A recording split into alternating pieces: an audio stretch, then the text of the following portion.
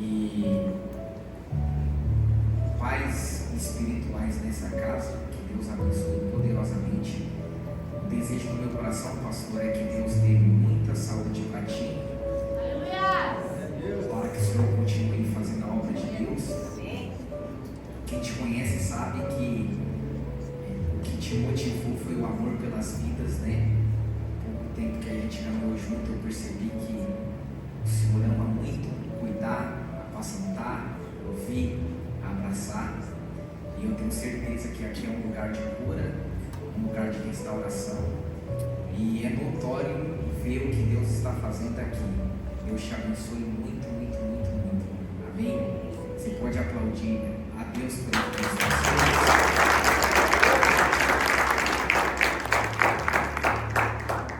E eu tenho uma palavra de Deus para a sua vida. Eu queria que você que trouxe, abra sua Bíblia no livro do Êxodo. É o segundo livro da Bíblia, Êxodo capítulo 35, versículo 30.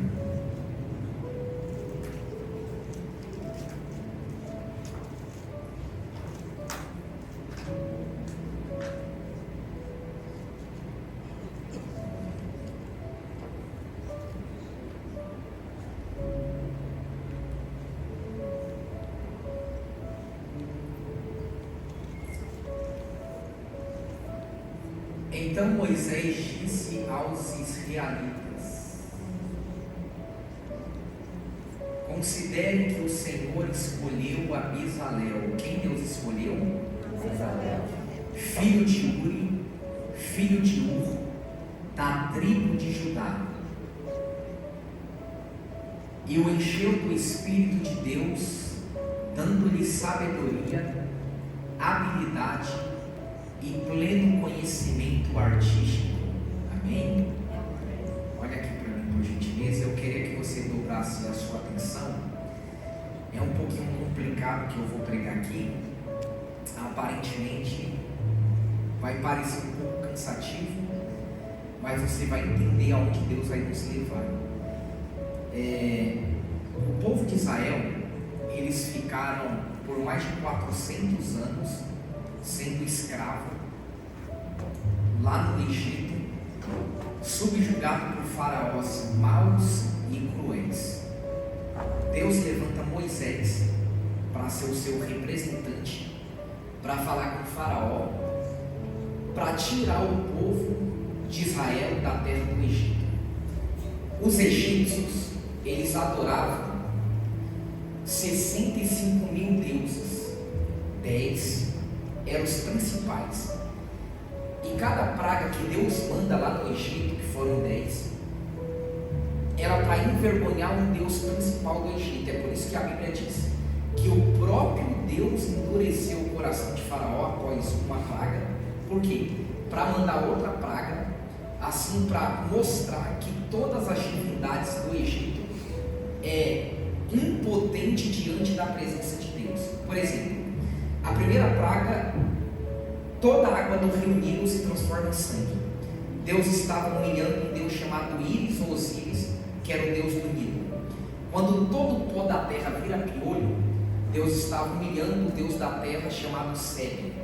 Quando Deus manda a morte ou peste dos animais, Deus estava humilhando um Deus com cara de boi chamado Escarabiano. Quando Deus manda a saraiva na terra, Deus estava humilhando a deusa da atmosfera chamada Ashur. Quando Deus manda a praga onde vem trevas sobre a terra, Deus também estava humilhando o sol, que para os egípcios eles acreditavam que era uma divindade, e eles chamavam de Amon-Ra-Ra. E por fim, a morte dos primogênitos, Deus estava também humilhando o faraó, que para os egípcios eles acreditavam que era um deus. Eles acreditavam que Faraó era a encarnação do sol. Então cada praga era para combater o Deus principal do Egito. O que acontece? O povo sai do Egito, atravessa o Mar Vermelho, e a Bíblia diz que devido à murmuração do povo, o percurso do Egito até a terra de Canaã era para levar 40 dias, leva 40 anos. Mas eles ficam peregrinando no deserto. Porém, quando ele sai do Egito, a Bíblia diz que estava sobre todo o povo de dia uma nuvem que protegia do sol, e à noite uma coluna de fogo. E essa nuvem, essa coluna, ela se movia. Se ela ficasse parada, o povo estabelecia as suas tendas e ficava parado. E quando ela se movia, eles desmontavam as tendas e começavam a andar conforme a nuvem ou a coluna andava. Logo após eles atravessarem o Mar Vermelho, a nuvem ficou parada durante 2 anos do lado do Monte Sinai, e eles ficaram esses 2 anos do lado do Monte Sinai. Por quê? Acompanhe o meu raciocínio. Mais de 400 anos o povo estava lá no Egito. Então, naquela geração, eles sabiam que o vô deles nasceram escravo, cresceram escravo e morreram escravos no Egito. O pai deles nasceram escravo, cresceram escravo e morreram escravo no Egito. Aquela geração, o que eles pensavam? Nós nascemos escravos, crescemos escravos e vamos morrer escravos no Egito. Então, sempre a nossa preocupação é chegar, mas antes de Deus nos colocar, a primeira coisa que Ele quer fazer não é fazer os nossos pés pisar na geografia que Ele prometeu, que a gente sonha. A primeira coisa, Deus quer mudar a nossa mente. Então Deus deixa o povo 2 anos do lado do Monte Sinai, e nesse período Deus entrega os 613 leis para o povo, que até hoje rege a regra de fé dos judeus que não acreditam em Jesus, e os 10 mandamentos. Por quê? Deus quer mudar a mentalidade do povo. Então, antes dos meus pés pisarem, Deus quer mudar a minha mente. Porque o que adianta o povo estar na terra de Canaã com a mente escrava? É mais ou menos assim.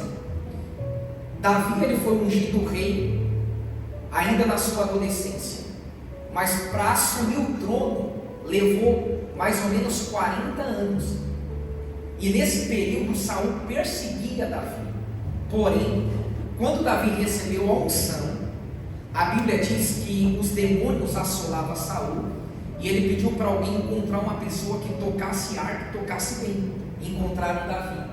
E Davi tinha acesso ao palácio. Era Deus falando assim: Davi, antes de você assumir o trono, eu vou te dar acesso ao palácio. Para quê? Para você saber como alguém se comporta lá no palácio. Porque Deus até te coloca, mas a responsabilidade para permanecer não é com Deus, é com você. É com o seu comportamento. Deus abre a porta, te coloca, mas para permanecer, você tem que saber como se comporta naquele ambiente. Então, antes de Deus me colocar, Ele vai mudar minha mente, para mim saber me comportar na geografia aonde Ele quer me colocar. Pois bem, o povo estando do lado do Monte Sinai, Deus então fala para Moisés: eu quero que a minha presença se manifeste no meio do povo. Porque no Antigo Testamento, após o homem pecar, o Espírito Santo ele vinha de uma forma transitória. Ele usava o homem e depois ele voltava para o céu. No Antigo Testamento, o Espírito Santo só usava 3 tipos de pessoas: rei, profeta e sacerdote. Você pode perceber, usava o homem e depois voltava para o céu. Aí Deus disse: Moisés, sabe tudo que o povo trouxe lá do Egito como despojo? Os ouros, as pratas, bronze, os linho fino, púrpura, pele de texugo, que é pele de golfinho. Eu vou fazer o seguinte, Moisés: eu vou te dar uma planta, você vai desenhar essa planta, e eu vou levantar um homem. Eu escolhi um homem para construir uma espécie de igreja, para você entender. E essa igreja se chamava tabernáculo. Não havia 2 ou 3 tabernáculos, só um. E como ele era móvel, aonde ele ficasse estabelecido, era o centro da adoração a Deus do mundo todo. O judeu, eles comemoravam 7 festas anuais. Então, 3 vezes por ano, eles tinham que sair da sua residência e até o tabernáculo, que eram as 3 principais festas, para adorar a Deus e sacrificar. A primeira festa era a Páscoa, que é do dia 15 de março ao 15 de abril, onde inicia-se o início do calendário judaico. 50 dias após a Páscoa, eles comemoravam a segunda principal festa, que é o Pentecostes, e por fim a festa dos tabernáculos. Aí Deus diz assim: Moisés, vou te dar a planta. Como que vai ser esse tabernáculo? Imagine comigo, um cercado de madeira, e dentro do cercado de madeira, uma tenda fechada, mas entre a parede da tenda até o cercado de madeira, vai haver um corredor, do lado direito e do lado esquerdo, e na parte frontal da entrada da tenda até a entrada do cercado até a entrada da tenda, vai ter 17 metros de comprimento. Essa primeira parte, Moisés, não vai ter nenhuma cobertura, e vai ser chamado de pátio. Lá no pátio, qualquer pessoa pode entrar, e no pátio vai ter duas peças ou utensílios de culto divino. Do lado direito, uma bacia de bronze, onde o sacerdote vai colocar água, e antes de ele oferecer um animal em sacrifício, ele vai lavar as mãos e os pés. A água estando no recipiente de bronze, automaticamente, quando ele olhar para a água, vai refletir a imagem dele. Esta água aqui representa a palavra de Deus, porque você quer saber como você está na presença de Deus? É só ler a Bíblia. A Bíblia vai refutar os seus erros, vai mostrar o que você deve fazer, o caminho que você deve seguir, e qual o destino certo da excelência de Deus para a sua vida. Do lado esquerdo vai ter o altar do holocausto. Como que vai ser o altar do holocausto? Ele vai ser feito de bronze, porém ele vai ficar 2,50 a 2,80 acima do nível da terra. Por quê? Porque ele era móvel. Então aonde a nuvem estava, eles montavam, colocava debaixo da nuvem. Então o mínimo da altura dele 2,50 e o máximo 2,80. E vai ficar em cima de pedra, uma em cima da outra. Aí Moisés pensou: as pedras têm um diâmetro tudo diferente. Se colocar uma em cima da outra, vai ficar desequilibrado e ele pode cair. Então tem que lapidar as pedras. Mas Deus disse: não lapide as pedras. Por quê? Porque lapidar significa moldar por fora, mas não transformar por dentro. E o que é que lapida apenas por fora e não transforma por dentro? A religião. E é algo que Deus odeia, a religião. Porque a religião mostra a aparência de santo, mas o coração está distante de Deus. Então não lapide as pedras. Então como é que vai ficar equilibrado? Coloca uma pedra em cima da outra e bata lama ao redor das pedras. E a lama tem duas características: ela é volumosa e ela atola. A partir do momento que começou a bater a lama, começou a criar uma consistência. Aí Moisés, no projeto, ele pensou: para o sacerdote subir até o altar, tem que construir degraus. E Deus disse no livro de Levítico: não construa degrau no meu altar. Por quê? Porque se tivesse degrau, como é que o sacerdote subiria? Com o nariz estufado, ou melhor, nariz para cima, peito estufado, olhando para o alto. Se não tinha degrau, a única maneira que ele tinha de subir era colocando os dois joelhos na lama que estava criando a consistência nas pedras, e ele tinha que escalar. O altar, ele aponta para duas coisas: nosso coração e para a cruz de Cristo. Você percebe que para ele subir no altar, ele tinha que escalar e sujar os joelhos? Se o altar aponta para a cruz de Cristo, eu aprendo uma coisa: para estar no centro da vontade de Deus, eu não posso seguir conforme a música toca, ou puxar o tapete de alguém para subir. No mundo espiritual é diferente. Para mim, estar no centro da vontade de Deus, eu tenho que descer. É por isso que a Bíblia diz: aqueles que se humilham, Deus vos exaltará. Então, quando eu me humilho, eu não estou descendo para baixo, eu estou subindo na presença de Deus. Aleluia. Só que o altar, ele aponta também para o nosso coração. Olha que interessante. Nesse altar havia um fogo, e quem acendeu o fogo foi o próprio Deus.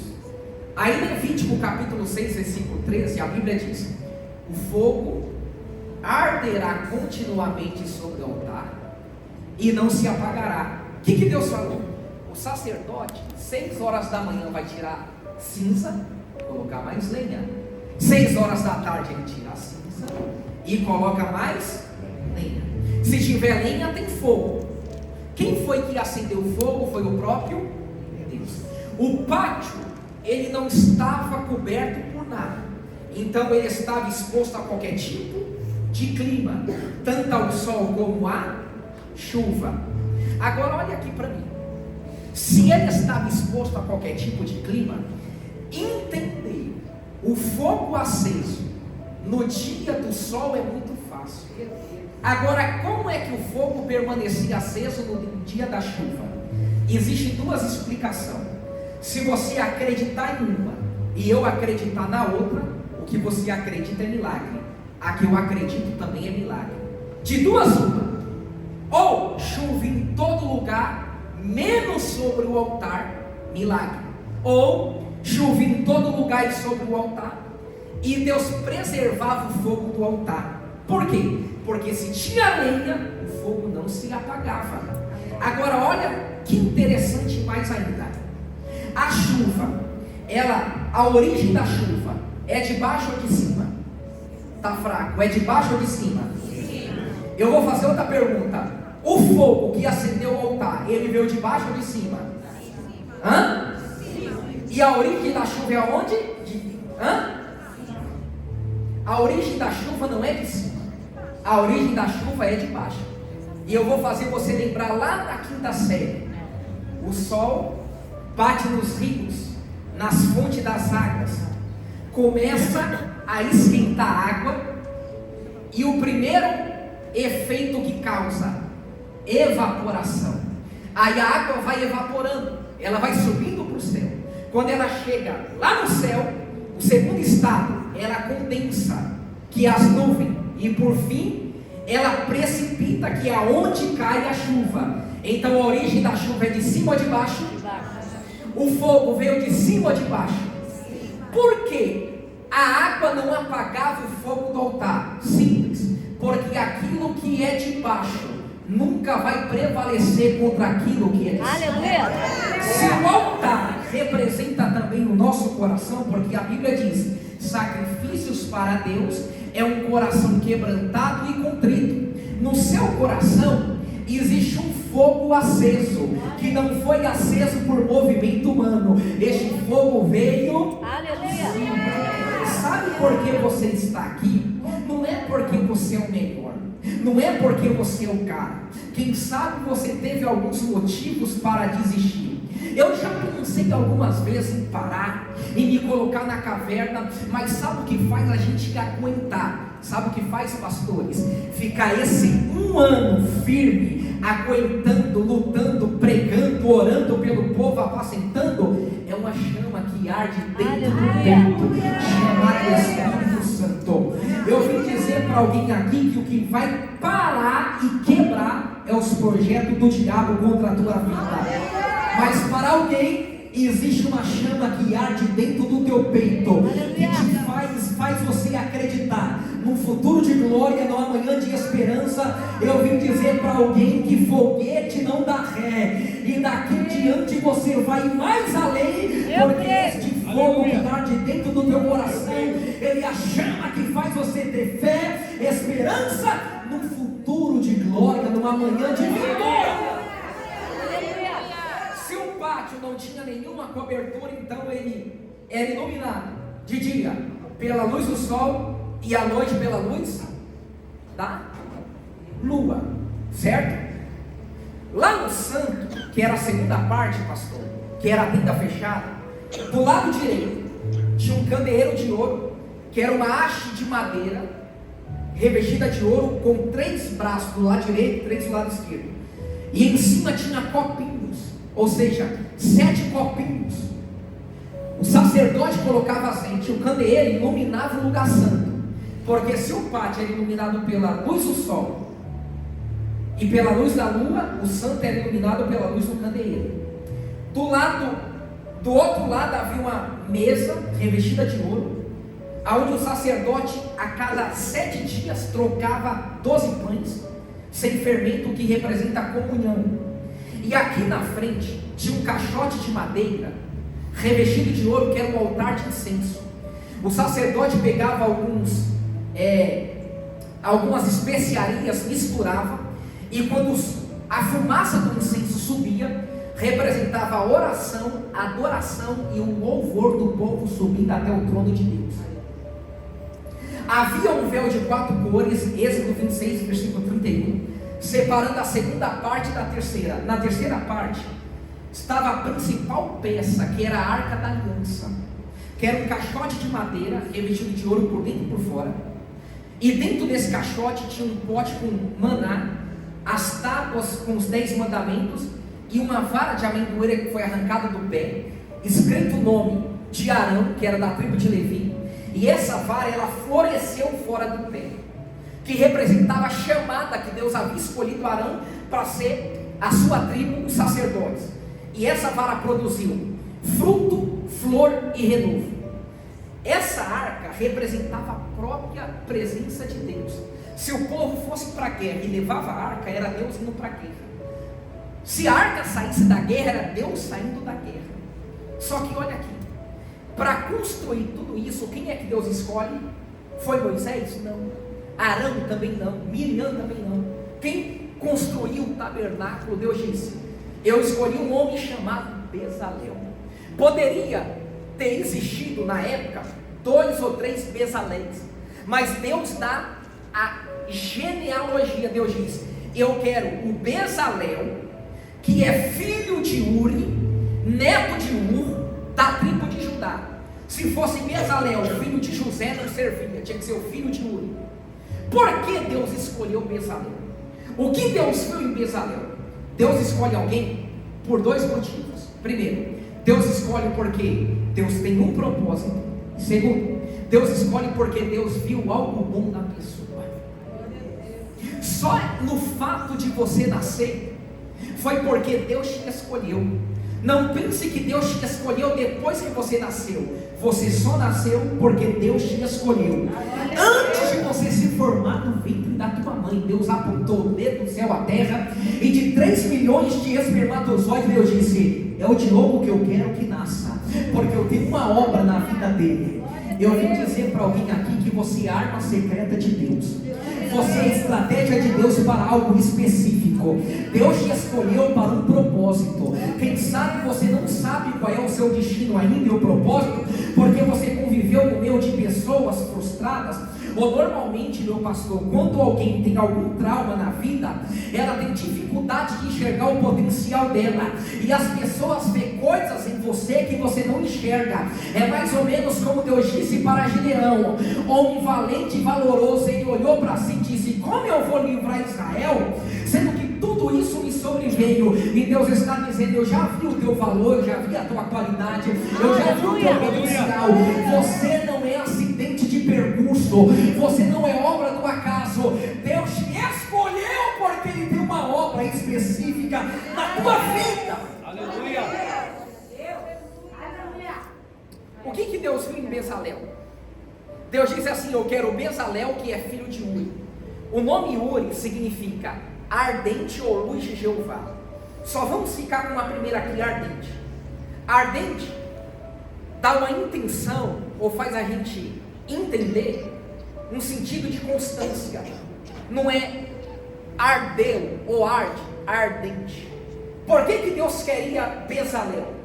Porque ele era filho de Uri, que significa ardente, que em outras palavras faz a gente entender algo de constância. Ou seja, Deus não queria alguém de momento, Deus queria alguém.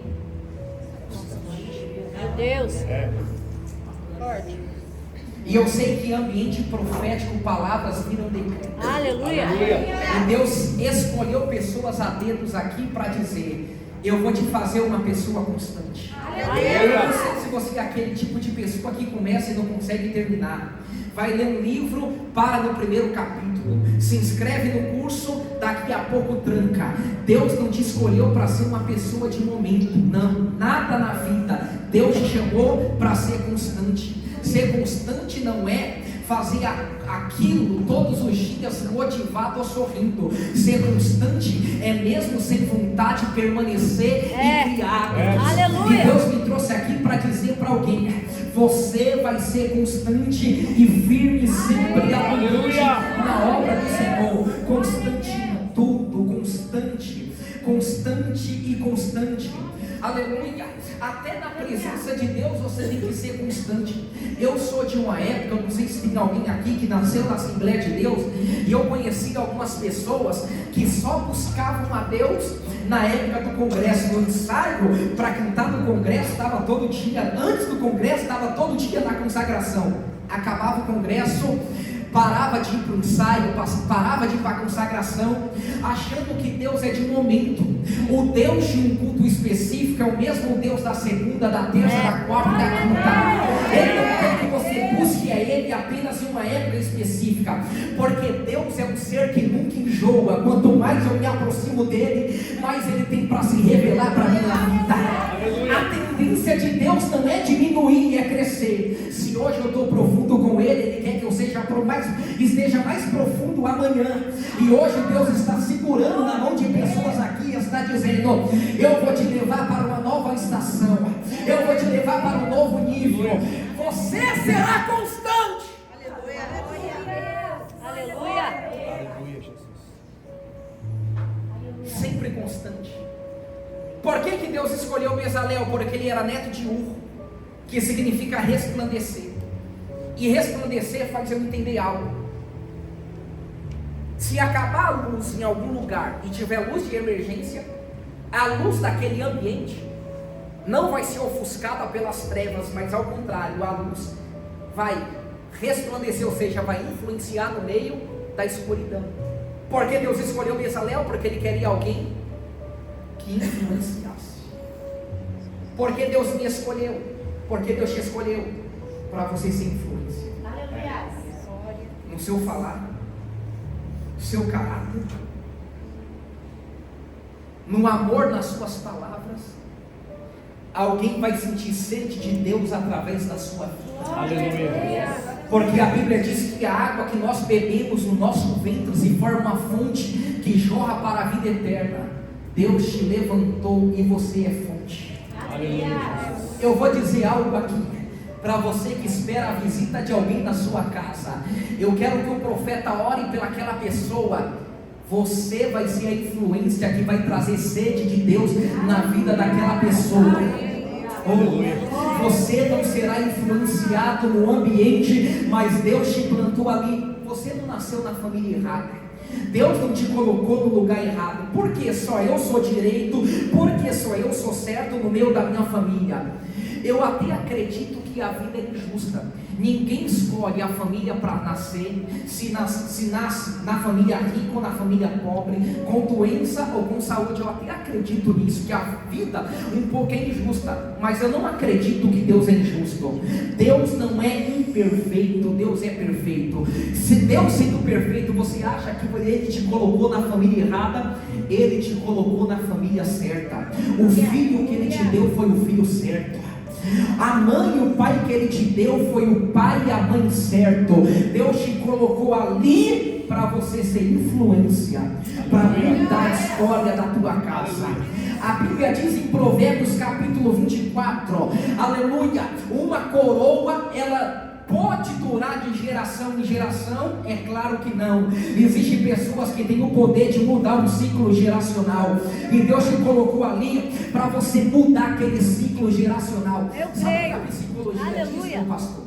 Que filho de peixe, peixinho é. Eu até acredito nisso em certo ponto. O pai, ele tem o poder de influenciar o filho, mas se o pai tem um exemplo errado e o filho se posiciona, eu nasci em um lar aonde o meu pai bebia, eu nunca coloquei um copo de cerveja na boca. Eu nasci num lar onde o meu pai era viciado no baralho e eu nunca fui viciado em jogo. Eu nunca fumei maconha, nunca usei droga, nunca me prostituí, casei virgem. Sabe por quê? A partir do momento que a pessoa se posiciona, eu olhei para a vida do meu pai e disse: eu não quero viver aquilo que ele viveu. Aquilo que ele vive nunca levantei a mão para bater na minha esposa, nunca levantei a mão para bater no meu filho. Ele vai fazer 8 anos de idade. Sabe por quê? Porque eu resolvi me posicionar e mudar o ciclo geracional. Eu vim dizer para alguém que da tua vida para trás, a história era uma, você vai ser o primeiro a quebrar o ciclo da miséria. Nada dava certo através da tua vida, vai dar certo. Deus te colocou ali para mudar o ciclo geracional. Eu creio. Aleluia. Aleluia. Olha para alguém que diga assim: você é influência. Você é influência. Por que Deus escolheu Bezalel? Porque ele era da tribo de... Quem lembra? E sabe o que significa Judá? Louvor. Aleluia. Ou seja, Deus queria alguém que louvasse a Ele, não de momento único, mas constantemente. Por quê? Porque pegar o pandeiro e dizer só o Senhor é Deus depois que o mar se abriu é muito fácil. Difícil é adorar a Deus antes do mar se abrir. Então Deus queria alguém para louvar constantemente, em qualquer momento, em tempo ou fora de tempo. Só que olha aqui, no louvor, eu não canto. Se eu cantar, eu assusto o povo. Mas existe aqueles louvores que falam da minha vida, do meu problema para os outros. E não é errado, sabe? Sabe aquele louvor da Damares, Sabor de Mel? A minha vitória? Quando a pessoa está na prova, aí escuta um louvor como esse, alegra o coração. Quem me viu passar na prova Não me ajudou. e não me ajudou, quando me vê na bênção, Não se arrepender. não é errado cantar. Mas olha aqui, está falando do meu problema para a vida dos outros. Tem aquele outro que é quem me vê chorando, como que é? Nunca imagina. Não, quem me vê sorrindo não imagina que eu vi noites escuras. Eu estou falando do meu problema. Só que esses são louvores de forma horizontal. Deus recebe, mas está falando do meu problema, está confortando o da pessoa. Só que existe aqueles louvores que é vertical, que não contém petição, que não coloca o homem como centro, que não fala de rivalidade, mas atribui a Deus toda a grandeza e glória. Aleluia. Quando eu cheguei aqui, o louvor estava cantando um hino nessa pegada. Cadê os músicos aqui? Consegue tirar o fundo musical? Cadê o profeta que estava cantando? Vini. Pega o microfone aqui, vai. Você conhece Sabor de Mel? Conhece? Sabe cantar Sabor de Mel?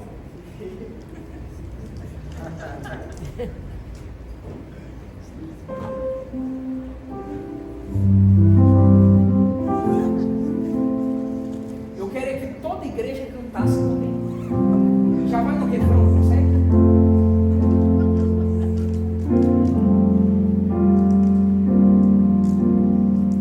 Quem te viu passar na prova e não te ajudou, quando vê você na bênção vai se arrepender. Vai entrar entre a plateia e você no palco, vai olhar e ver Jesus brilhando em você. Quem sabe no seu pensamento você vai dizer: meu Deus, como vale a pena a gente ser fiel. Na verdade a minha prova tinha um gosto amargo, mas minha vitória hoje tem sabor de mel. Tem sabor de mel, tem sabor de mel. Nossa, A minha vitória hoje tem sabor de mel. Tem sabor de mel, tem sabor de mel. A minha vitória hoje tem sabor de tá mel. passando aquela prova que dói na alma, eu vi um louvor desse. Agora, olha como muda a atmosfera. Há um único que é digno de receber Eu queria que você fechasse os seus olhos. a honra e a glória, a força e Já tem o gente chorando aqui. poder.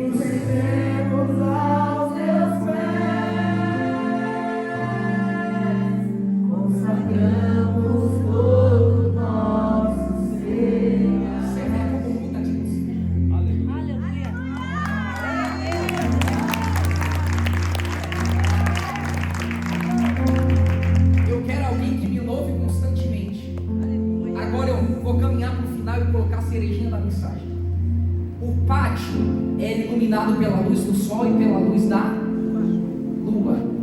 O santo era iluminado pela luz do candeeiro. Agora, onde estava a arca da aliança? Tinha alguma luz que iluminava? Não. Quando abriu o véu do templo, o sumo sacerdote, como é seu nome? Vinícius. Ele podia entrar uma vez por ano, e se ele entrasse em pecado, ele morria.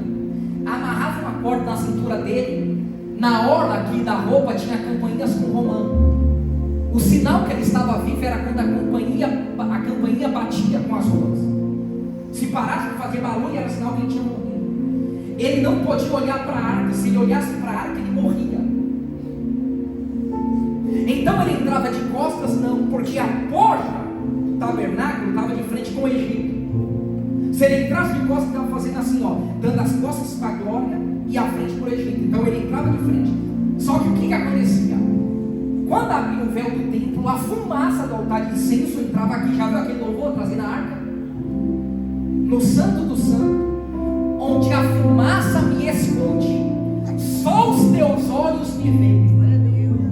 Ele entrava, a fumaça impedia dele olhar para a arca.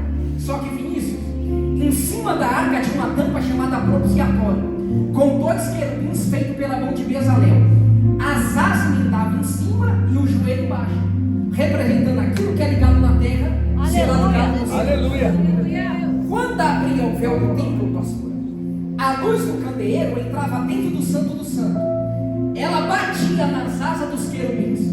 Produziu o que aqui no centro da tampa? Fala no microfone. Uma sombra. Sabe por que Deus escolheu Bezalel? Porque o nome Bezalel significa na sombra de Deus. Aleluia. Quais são os salmos mais famosos da Bíblia? Primeiro, 23. O segundo, 91. Quem escreveu o Salmo 23? Davi. E o Salmo 91? Está escrito lá, anônimo. Porque Davi não escreveu o livro todo. Ele escreveu apenas 75 números de salmos. Uns foi Salomão, outros Asaf, alguns Moisés. E todos os estudiosos falam e apontam que o autor do Salmo 91 foi Moisés. Eu acredito nisso. E quando ele escreve o Salmo 91, ele escreve lembrando de alguém. Sabe de quem? De Bezalel. Porque ele começa o Salmo dizendo assim, ó: aquele que habita no esconderijo do Altíssimo. Aleluia. Vai acontecer o que? Descansar. Olhe para alguém e diga: você é um soldado, está na guerra. Você já viu um soldado no meio da guerra descansar? Só que o povo de Deus é o único povo que no meio da guerra, eu vim dizer para alguém aqui: aleluia. Deus não te criou para você ser dependente de remédio, para você dormir. O maracujina do céu está vindo sobre a tua mente e a tua alma. Deus está te conduzindo para debaixo da sombra dele. Ele está dando Ele está dando paz para o teu sono. Ele está dando paz para a tua alma. Eu não sei se você entrou aqui e deixou o teu lar. Quem sabe está igual o lar de Saul e Jacó, uma briga tremenda.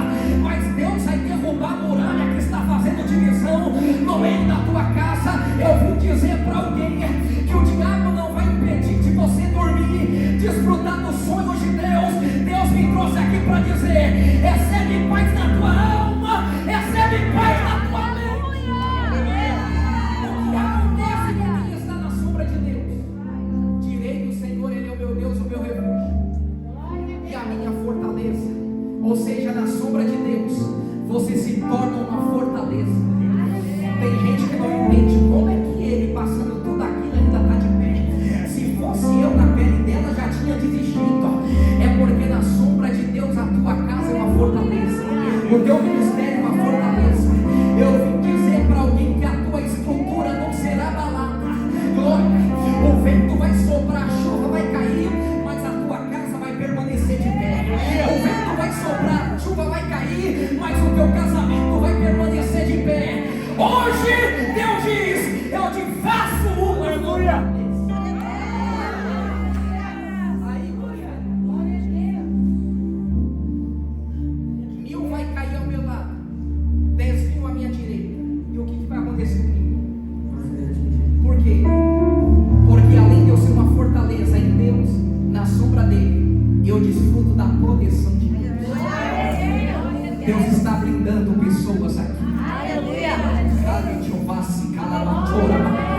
Deus está blindando os teus negócios, a tua chamada.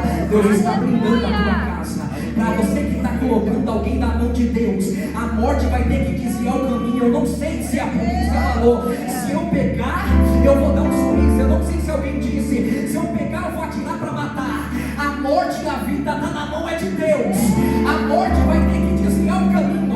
Ele está proibido de descer a sepultura. Antes de louvar o Deus que você louva, adorar o Deus que você adora, pregar o Deus que você prega, entregar a vida para o Deus que você serve, Deus está blindando a tua casa, Deus está blindando os teus filhos, Deus está blindando a tua história. Coloca para mim, por gentileza, Lucas capítulo 1, versículo 35. E eu finalizo aqui a pregação. Olha como a Bíblia é tremenda. Evangelho de Lucas capítulo 1, versículo 35. O anjo aparece a Maria e diz assim: Maria, o Espírito Santo virá sobre você, e o poder do Altíssimo cobrirá com a sua, e assim aquele que há de nascer, ou o santo que há de nascer, será chamado Santo Filho de Deus. O que o anjo está dizendo? Debaixo da sombra de Deus vai ser gerado algo em você. Aleluia. Aleluia. Glória a Deus. E aquilo que será gerado vai alegrar muito a tua casa, Maria. Aleluia. Jesus foi bênção para Maria, sim ou não? Foi bênção para Belém, sim ou não? Jesus abençoou todas as cidades de Israel, sim ou não? Após 2000 anos, Jesus continua sendo bênção na vida de muita gente, sim ou não? Isso aqui é a revelação do texto. Debaixo da sombra de Deus, só parece que nada está acontecendo, mas algo está sendo gerado. Eu estava vendo os episódios de como foi nascer o ministério, e nos 8 meses era como Deus escondendo. Debaixo da sombra estava sendo gerado o ministério. Assim como Jesus foi bênção para a vida de muita gente, aquilo que está sendo gerado não vai abençoar só a sua vida. Porque a Bíblia diz que a bênção de Deus é recalcada, sacudida e transbordante. Aqui vai para alguém que veio aqui acreditando que hoje vai ser uma virada de chave na sua vida. Deus me trouxe aqui para dizer para alguém: o que de ti será gerado vai abençoar a tua casa, vai ser bênção para a sua vida, mas vai superar suas expectativas, porque vai ser bênção para muita gente.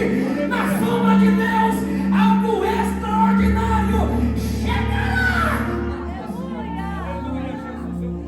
Eu queria que quem acredita nessa palavra se coloque de pé.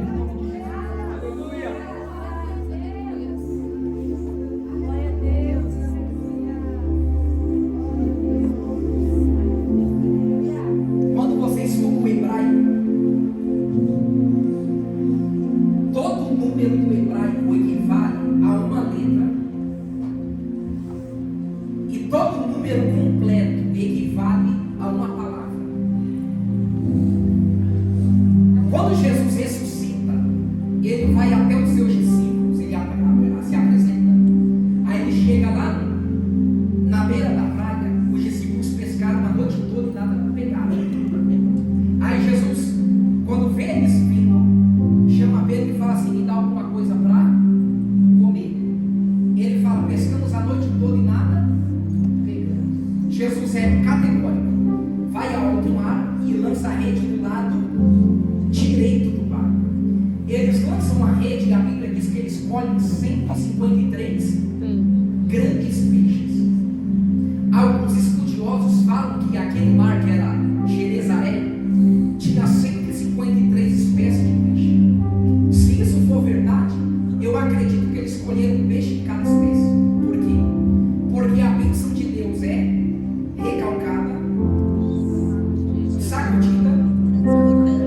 Deus não é Deus de desequilíbrio. O prazer de Deus é trazer um equilíbrio em todas as áreas da nossa vida. Estou navegando no oceano do Espírito, mas a minha vida sentimental está lá embaixo. Deus, ele quer pegar sentimental e equilibrar. duas lá em cima, a financeira está lá embaixo, ele quer pegar e equilibrar. Tudo está lá em cima, a profissional está lá embaixo, ele vai equilibrar. Porque Deus não é Deus de desigualdade. A Bíblia diz que o azeite só parou quando todos os vasos foram cheios. Deus vai preencher o que está vazio e pegar aquilo que está lá embaixo e vai colocar em cima. Porque a balança de Deus é justa. Quando eles chegam lá na praia, pastor, Jesus tinha pedido alguma coisa para comer, não foi? Sabe o que eles observam, Vinícius? Jesus pegando, não sei se era um palitinho, e tentando fazer uma fogueira, ou batendo uma pedra na outra. E a Bíblia diz que Jesus estava assando pão e peixe. Ué, se ele pediu alguma coisa para comer porque ele não tinha, e porque antes dos discípulos chegarem, Jesus, além de ter peixe, tem pão. Sabe por quê? Porque quando ele dá um decreto, a bênção já está na mão dele. Ele diz: eu vou dar a casa, o documento já está na mão dele. Eu vou dar o carro, a chave já está na mão dele. Eu vou te colocar lá naquela porta, a chave já está na mão dele, ele já abriu a porta. Deus está antecipando toda a estratégia do diabo e ele diz: só obedece o meu decreto, porque antes de eu prometer, aquilo que eu liberei já está na minha mão. Alguém assim continua caminhando mais um pouco. Eu sei que Deus está falando com alguém aqui. O número 153 do hebraico equivale ao nome Bezalel. Na sombra de Deus, você tem paz, é uma fortaleza, desfruta da proteção. O milagre é abundante e ele preenche todos os espaços vazios. Eu queria que você olhasse no olho dessa pessoa que está do outro lado. Seja profeta ou profetisa de Deus aqui. Diga para essa pessoa: hoje Deus te esconde debaixo da sombra dele.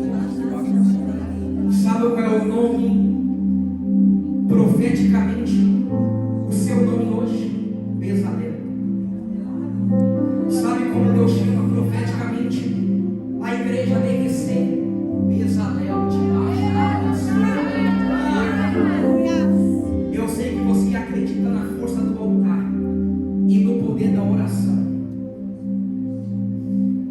E eu queria convidar você que precisa urgentemente ser escondido debaixo da sombra de Deus.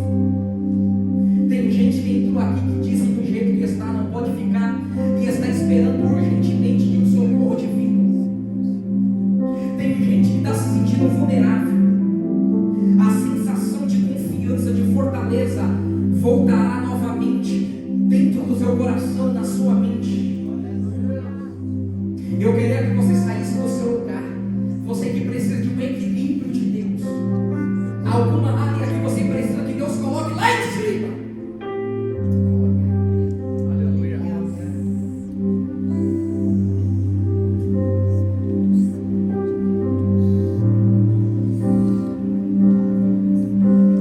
Aleluia, Jesus.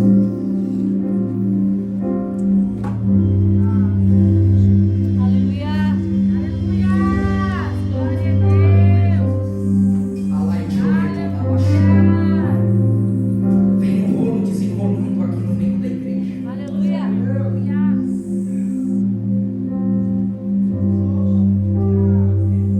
Espírito Santo de Deus. Aleluia. Glória a Deus. Aleluia. Levante a tua mão para cá.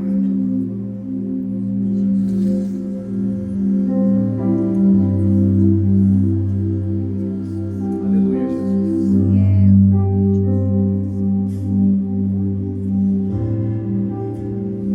Por que choras, filha? Se eu estou no controle mesmo, você desfrutando do meu silêncio. A minha demora não significa não, mas aguarda mais um pouco. Tenho eu me agradado da tua intensidade. Continua mergulhando no profundo. porque eu vou te levantar com autoridade na minha presença. A bagunça, o reboliço, não vem para dizer que eu estou fora do controle. Tudo é minha permissão. Eu determinei o limite porque eu conheço a tua estrutura. Estou eu firmando os teus passos na terra,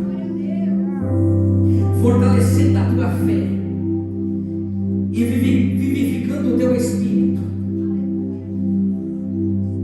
Sei que já veio vontade para você se colocar na caverna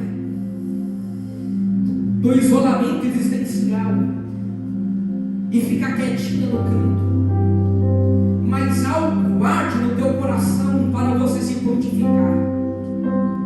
Te escolhi como excelência para tu ser cabeça. Vou fazer uma obra tão grande na tua vida porque estou te dando autoridade.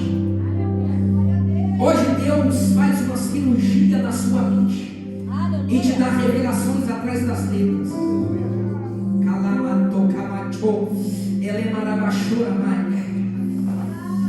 Porque eu passo por algumas coisas e vem pessoas perguntar e desabafar comigo. Se soubesse o que eu vivo. A ferida só foi aberta para mim te usar, para curar pessoas que estão passando pelaquilo que você está passando e coisas que você já passou. Seja forte, porque o profeta ele tem que viver a profecia. Meu Deus. Seja fiel à minha obra, porque farei os seus pés pisar em lugar de excelência na terra. Deus ele me mostra uma porta sendo aberta, mas não é uma porta pequena, é uma porta muito grande. E dentro dessa porta, uma porta maior. E Deus diz: continua caminhando, porque o período da honra está chegando sobre a tua vida. E no lugar que alguém acha que será, que você ficará para sempre estagnada na mesma posição, eu estou te elevando e te honrando para a glória do meu nome.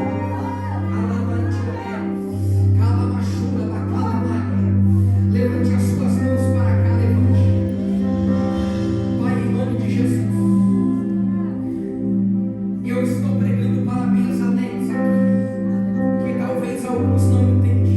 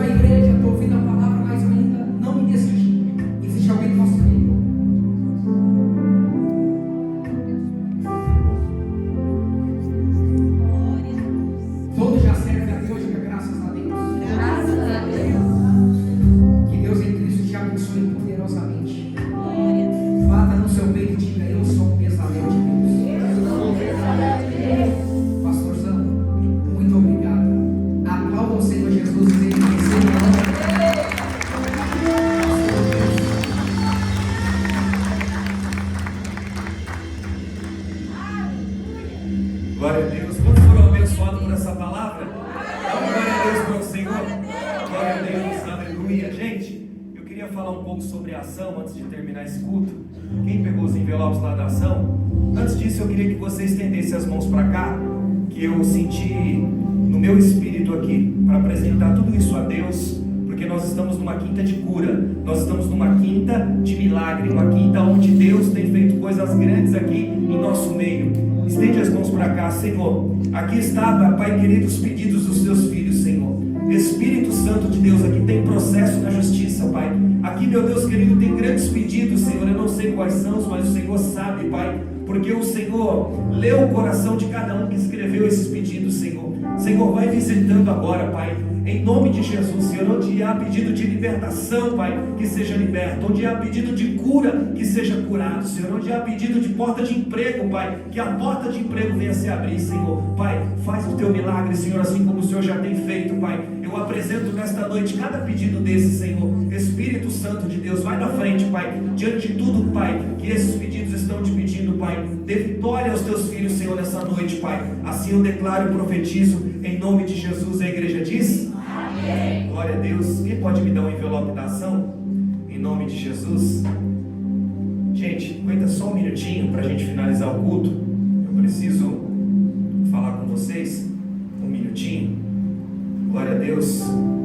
Amém ou não amém? Amém. Gente, nós estamos com uma ação. E a Bíblia diz que nós temos que comunicar aos santos da casa as nossas necessidades. Não sei se vocês repararam.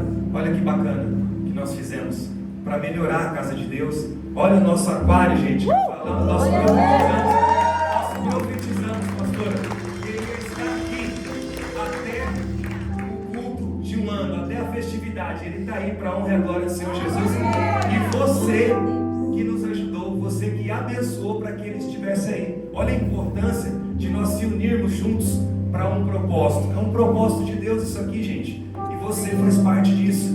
Nós conseguimos dar entrada nesse aquário, ainda falta uma boa parte a ser pago ainda. Nós conversamos com a empresa que fornece o aquário e ele falou: pastor, me manda uma entrada, porque eu já tenho um material aqui e eu consigo em 7 dias montar o aquário para o Senhor. Então eu vejo a mão de Deus, pastora, nesses detalhes, pastor, porque para fabricar um aquário desse, já demora mais ou menos aí uns 30 a 40 dias. Só que eu chamei ele semana passada, ele falou: pastor, eu já tenho esse aquário praticamente pronto, porque tinha um pedido que foi feito e eles cancelaram, então eu já deixei ele praticamente pronto. Então é só o senhor me mandar uma entrada para a gente finalizar algumas coisas e eu já consigo te montar ele com 7 dias. E para honra e glória do Senhor, ele está aí, ó, montado, lindão. Olha que lindo, não é lindo, gente?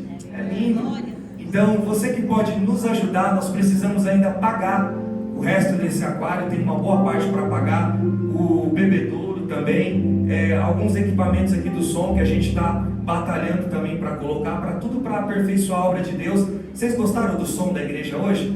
Não ficou mais bacana com o aquário? Ficou muito bom, o som ficou muito harmônico, ficou maravilhoso. Então nos ajude, seja um ofertante, seja um generoso com essa obra. Você que sente no seu coração de abençoar nessa noite com essa ação, levante suas mãos, que o envelope vai até você. Não estou falando sobre valor, é um pouquinho que você coloca, você já vai estar nos ajudando, porque nós vamos somando tudo aquilo que vocês estão ofertando e no final a gente vai conseguindo pagar tudo que precisa ser pago, porque nós somos os mantenedores dessa obra. Quem aqui é mantenedor dessa obra? Nos ajude. Pastor, hoje eu não tenho. Levante as suas mãos, que eles vão levar o envelope até você. E no próximo culto quando que é? É no sábado, aniversário de um ano da igreja, um culto profético, onde o céu vai estar aberto aos nossos favores. Eu posso entender isso, que Deus está abrindo o céu no sábado e no domingo para essa igreja. Quem crê nisso? Então vai ser noites proféticas. Você pode trazer esse envelope, trazer essa semente, apresentar diante de Deus. Talvez você tenha pedido algo para Deus, para que Deus possa realizar na sua vida, e é nessa semente, nessa generosidade que você vai entregar, que Deus vai abençoar a tua vida. Quantos querem abençoar? Quantos? Tem alguém para abençoar? Tem alguém? Glória a Deus. Aleluia. Tem um irmão ali, leva o envelope para ele, ali também tem. Vamos juntos nos ajudar, e eu creio que logo logo a gente vai conseguir pagar tudo que precisa ser pago. Amém, gente? Ó, aqui tem o QR Code. Você pode apontar a câmera do teu telefone para cá, vai direto para uma conta da igreja que a gente está arrecadando para poder pagar tudo isso que a gente está fazendo aqui, para aperfeiçoar a obra de Deus, para que a obra de Deus fique sempre linda, maravilhosa. Amém, gente? Nos ajude, seja um semeador, seja generoso com a obra de Deus, porque quando nós somos generosos com a obra de Deus, meu pastor, Deus, Ele é generoso conosco. Entenda uma coisa, a gente chama a atenção de Deus quando nós somos generosos com a obra dele. Não tem como. Deus, Ele não desampara, irmão. Quando você é generoso com a obra de Deus, você pode ter a certeza que Ele vai vir de repente sobre a tua vida. Quantos creem? Glória a Deus. Estende as suas mãos direitas. Quero orar pela sua vida. Glória a Deus. Gente, bem lembrado, pastora. Domingo de manhã não tem culto. Só vai ter culto às 18h30 e sábado às 20 horas. O pastor Moisés, ele trouxe Bíblia. Quantas Bíblias, pastor? Tem 5 Bíblias, o pastor trouxe.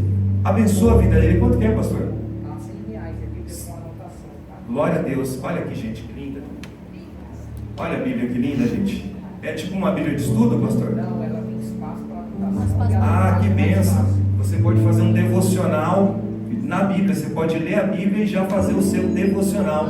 Então você que pode abençoar o ministério do pastor, a linguagem é mais fácil. Olha que bênção.